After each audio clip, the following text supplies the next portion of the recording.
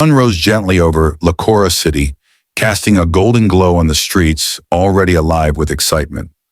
At the heart of the city stood St. Andrew's Cathedral, its tall spires piercing the morning sky, white walls gleaming like a promise. This was not just any church, it was the place where the city's elite came to marry, where history and prestige intertwined. Today it was the stage for what society had dubbed the wedding of the decade. Amara Nwosu, beloved daughter of Chief Emeka Nwosu, was marrying her childhood friend, David Okoro. From the outside, it was the perfect love story, two people bound by shared history, reunited by fate, now standing at the threshold of forever. The cathedral grounds were a picture of opulence. Fragrant roses lined the entrance. White satin ribbons fluttered in the soft breeze, and a parade of luxury cars glided through the gates. Drivers in crisp uniforms hurried to open doors for guests clad in dazzling lace and embroidered agbadas. The air was a symphony of laughter, soft music, and the warm scent of fresh flowers. Inside, the cathedral shimmered. Golden chandeliers reflected sunlight pouring through the stained glass windows, painting the marble floor with colors of sapphire and ruby. At the altar stood Reverend Mark Obi, a tall man with calm eyes that seemed to see beyond the surface. After decades in ministry, he had officiated hundreds of weddings, but today, a subtle unease pressed against his spirit. His gaze drifted to the groom. David Okoro stood in a pristine white suit, smiling in a way that drew approving nods from the front row. Yet Reverend Mark saw something else. The quick way David's fingers tapped against his thigh, the restless shifting of his feet, the smile that didn't quite reach his eyes. He whispered a quiet prayer.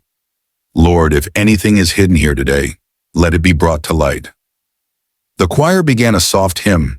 Guests leaned forward, expecting the grand moment. Little flower girls in blush pink dresses scattered petals down the aisle. And then the music changed a slow, graceful tune. Every head turned.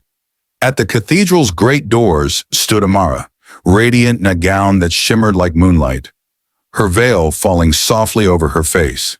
Her father, Chief Emeka, stood proudly at her side, leading her toward the altar. The guests rose in awe, phones and cameras capturing every step. David's smile widened, but Reverend Mark noticed the faintest flicker of tension in the groom's jaw. The pastor's unease deepened. From the pews, it looked like the beginning of a fairy tale. But in Reverend Mark's heart, a quiet warning whispered, something is not as it seems. Before the grand cathedral, the veils and the cameras, Amara Nwosu's life had been shaped by something deeper than wealth. Born into privilege as the only daughter of Chief Emeka Nwosu, a man whose hotels and real estate holdings stretched across Lekora, Amara was raised with values that transcended money. Her mother, gone too soon, had taught her that kindness was worth more than gold, and humility would carry her farther than any title. Her fondest memories were not of glittering banquets or political galas, but of barefoot afternoons in Hillcrest Estate's old garden. There, under mango trees and in the dusty glow of late afternoons, she had laughed and played with her closest friend, David Okoro. David's family wasn't wealthy, but he carried a warmth and mischief that could brighten even the dullest day. They climbed trees, chased chickens, and whispered their biggest dreams to each other. We'll always be best friends, David had once said, his small hand gripping hers with childlike certainty. Amara had believed him. But life rarely keeps such promises. One day, David's family left Lekora for the UK, a job opportunity for his father. There were no proper goodbyes, no letters, no calls. Just silence. For weeks, Amara carried a hollow ache, clutching the simple beaded bracelet David had given her, as if it were a lifeline. Years passed. Amara grew into a graceful young woman, studied business at a prestigious university, and began working alongside her father. Suitors came, some dazzled by her beauty, others by her family's wealth, but none touched her heart. Then on a rainy evening, as city lights blurred against her office window, her phone buzzed. It was a message request on Instagram from a name she hadn't seen in years. David Okoro. Her heart thudded. The message was simple. Amara, is it really you? Skepticism battled hope. Could it be him after all these years? They began chatting. He recalled the games they played in Hillcrest Garden, the times they'd been scolded for muddy feet. The memories were too vivid to be coincidence. He explained his silence, strict parents, constant relocations abroad, the difficulties of finding her until a mutual friend posted an old school photo. He apologized for the years lost. She forgave him. Their reunion happened at Palmside Cafe, tucked away from Lekora's main streets. Amara had gone without makeup, dressed simply, but when he walked in tall, confident, with a shy smile, she felt like the years had folded in on themselves. They talked for hours, as if time had been paused and resumed only for them. From that day, their lives intertwined again. Dinners turned into weekend trips, conversations into whispered promises. Within months, David was on one knee, asking her to be his wife. Her father hesitated, asking careful questions, but seeing her joy, he relented. Love, after all, was a rare gift. Neither Amara nor her family knew that. Somewhere behind David's smile, shadows were quietly moving. The weeks leading up to the wedding were a whirlwind: fittings, floral arrangements, guest lists, media whispers. But in the quiet spaces between the glamour, Reverend Mark Obi began to notice the small things that most people would miss. It was tradition at St. Andrew's Cathedral for every couple to undergo premarital counseling. It wasn't just about faith, it was about building a foundation that could weather life's storms. Amara was radiant in those sessions, answering questions about love, respect, and commitment with laughter and sincerity. David, however, carried a subtle stiffness, a carefulness in his words, as though each sentence had to be weighed before it was spoken. One afternoon, Reverend Mark asked casually, "David, which festival did you and Amara attend together as children here in Lekora?" David's eyes brightened. "Ah, the Palm Harvest Festival in February. We never missed it." Amara smiled and nodded, but Reverend Mark's brow furrowed inwardly. The Palm Harvest in Lekora was celebrated in May, not February. Any child raised there knew that. Another day after Sunday service, an old neighbor of the Nwosus joked with David, "Do you remember Mama Tilda's stall by your old house? Best roasted corn in Lekora." David laughed easily. "Yes, her fried plantain was unbeatable." The group chuckled politely, but Reverend Mark caught it again. Mama Tilda was famous for her roasted corn, nothing else. Inconsistencies so small they could be dismissed, but they were starting to stack up. Then came the most unsettling moment. At the final wedding rehearsal, David approached Reverend Mark, his voice light but his eyes tight. "Sir, do you think we could skip the speak now, or forever hold your peace part? To avoid any unnecessary drama?" Amara chuckled, teasing, "Why, David, do you have a secret fiancé somewhere?" David laughed along, but Reverend Mark caught the faint flash of irritation before the groom masked it with a smile. The pastor responded gently, "My son, truth fears no question. We will keep the full program." David's nod was quick, but his fingers tightened around the edge of his jacket as if holding something together. By now, the whispers in Reverend Mark's spirit were louder. Experience had taught him that deception often hides behind charm, and truth has a way of revealing itself if you're watching closely enough. 2 days before the wedding, Reverend Mark Obi was in his modest office at the back of St. Andrew's Cathedral, reviewing the final ceremony program. Outside, the late afternoon sun poured through the blinds in golden stripes. The city's noise was faint, here a rare pocket of calm. A soft knock came at the door. "Come in," Reverend Mark called. The door opened slowly, revealing an elderly man in a neatly pressed brown agbada. His steps were careful, his hands trembling slightly as he adjusted his cap, but his eyes sharp, restless, told of a mind alert and troubled. "Good afternoon, Pastor," he said, bowing his head slightly. "Good afternoon, sir. Please have a seat," Reverend Mark replied warmly. The man lowered himself into the chair, clasping his hands. "My name is Elder Chike Okoro. I was the uncle of David Okoro." Reverend Mark's breath caught, but his face stayed calm. "You are David's uncle?" "Yes, Pastor, but that man, the one marrying in 2 days, he is not my nephew." The words landed like a cold wind in the room. Reverend Mark leaned forward slightly. Elder, are you certain? It has been many years. People change. Chick shook his head firmly. I know my blood. David would never hide from family. And there is one thing that cannot change from birth. David had a star-shaped birthmark behind his right ear. If that man does not have it, he is lying. The pastor's eyes narrowed slightly, though his tone stayed gentle. Why come to me, Elder Chike? The old man's voice lowered to almost a whisper.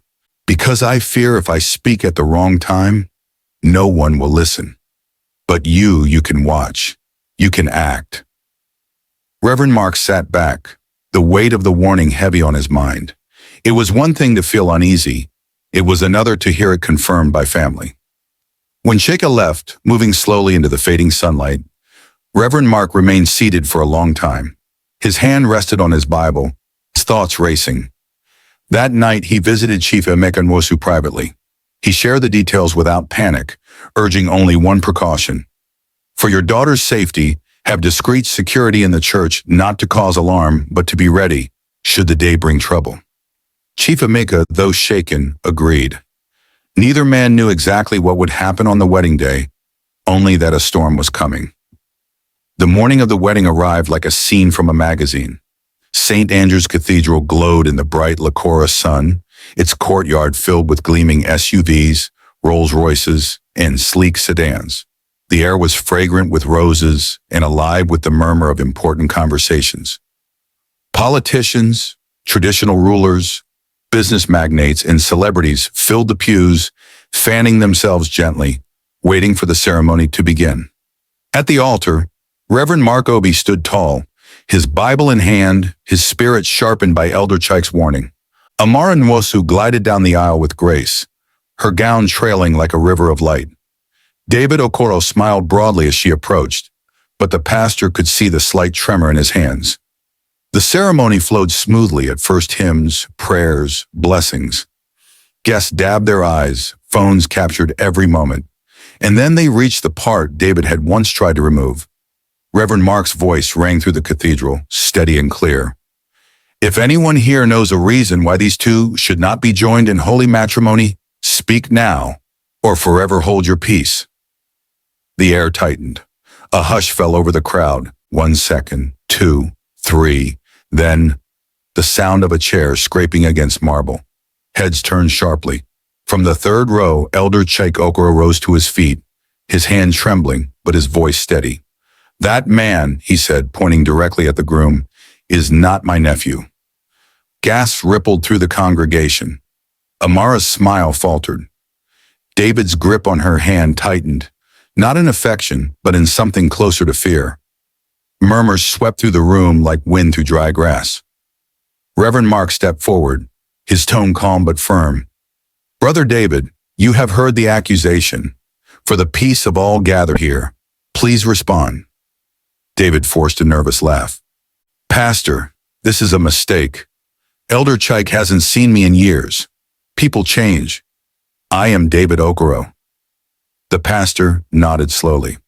Then this will be simple. The elder says David Okoro has a star-shaped birthmark behind his right ear. Will you show us? David froze. Seconds passed. His hand rose slowly toward his ear, then stopped. I had surgery years ago.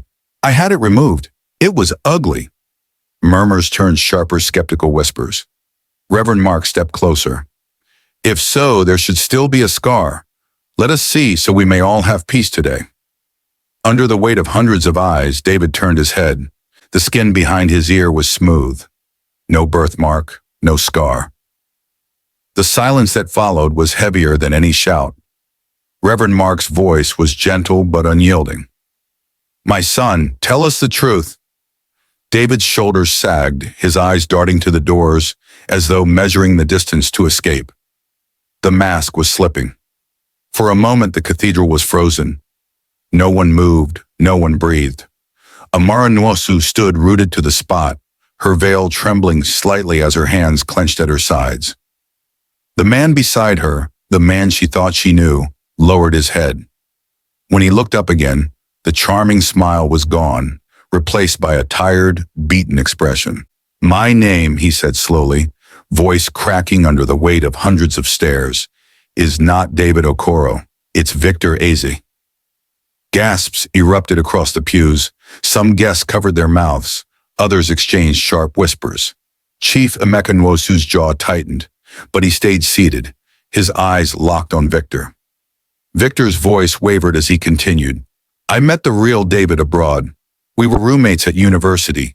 He was everything I wasn't: wealthy, connected, with a future already waiting for him. We became close, like brothers.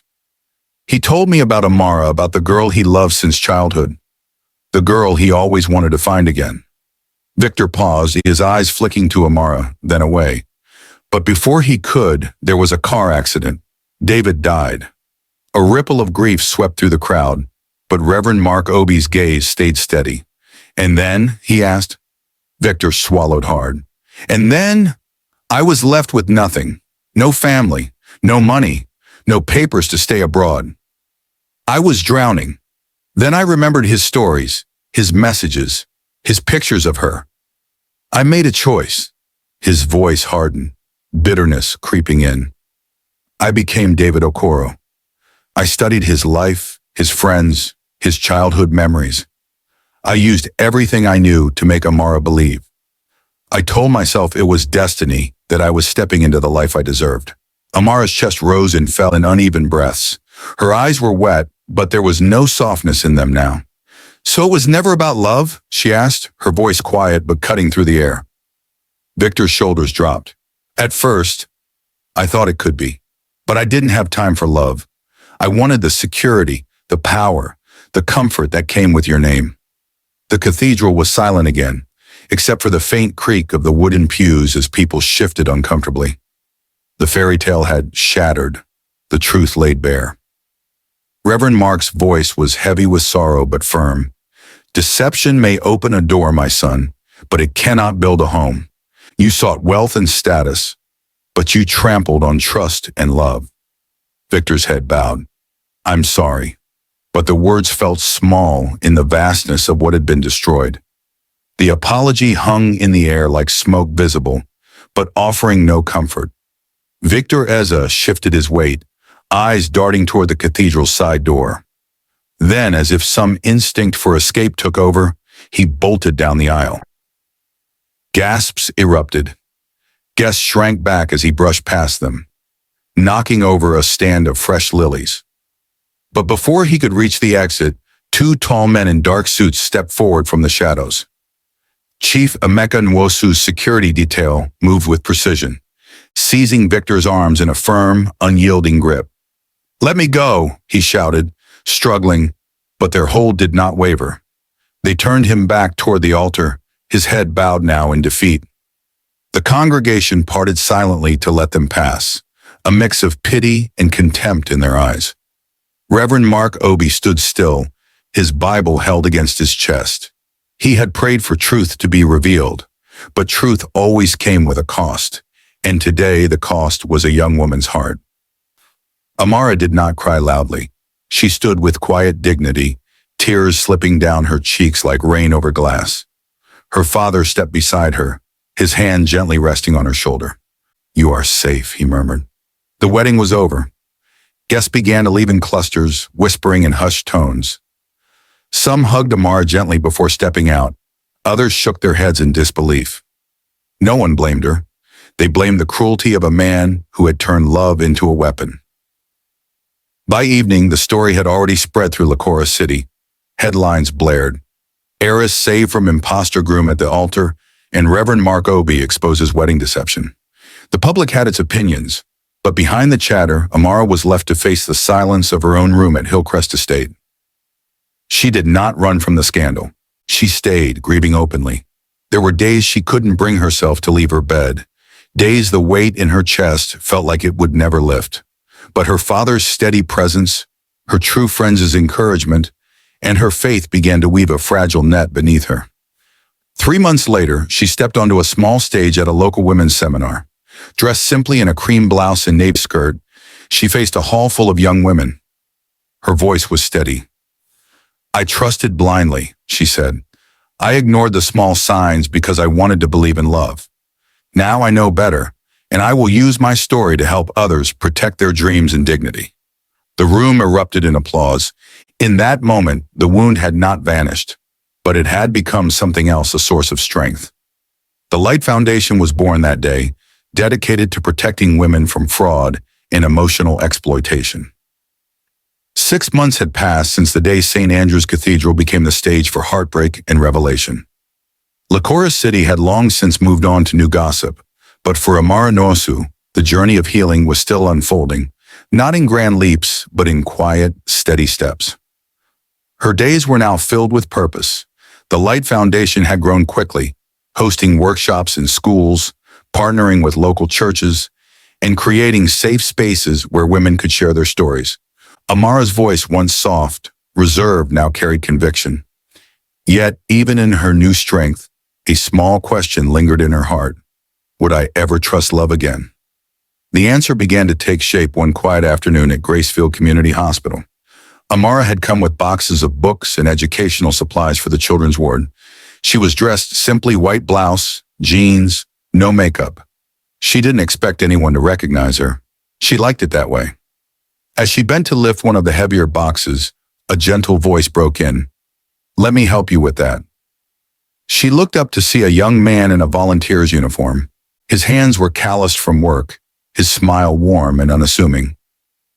"Thank you," she said, stepping back as he lifted the box with ease. "I'm Michael Bako," he said. "I work here part-time. What's your name?" The simplicity of the question caught her off guard. No curious glances, no whispered recognition of her past, no attempt to impress, just a genuine interest. They ended up talking for several minutes, about books, about the children in the ward, about small dreams that didn't need to make the news to be meaningful. When they parted, Amara found herself smiling in a way she hadn't in a long time, not the practiced smile for cameras, but the kind that came from somewhere deep and safe. Weeks later, she told Reverend Mark Obi about the meeting. He smiled knowingly. "You see, Amara," he said, "real love doesn't come wrapped in gold or drama. It comes in truth, kindness, and patience. And it never asks you to close your eyes to the truth in order to keep it." Amara nodded. She had walked through fire, and though the scars remained, they no longer defined her. She was not the woman who had been fooled at the altar. She was the woman who had chosen to rise, stronger and wiser. And somewhere in the slow, steady rhythm of her new life, she realized she was ready not for a fairy tale, but for something far better, a love that was real.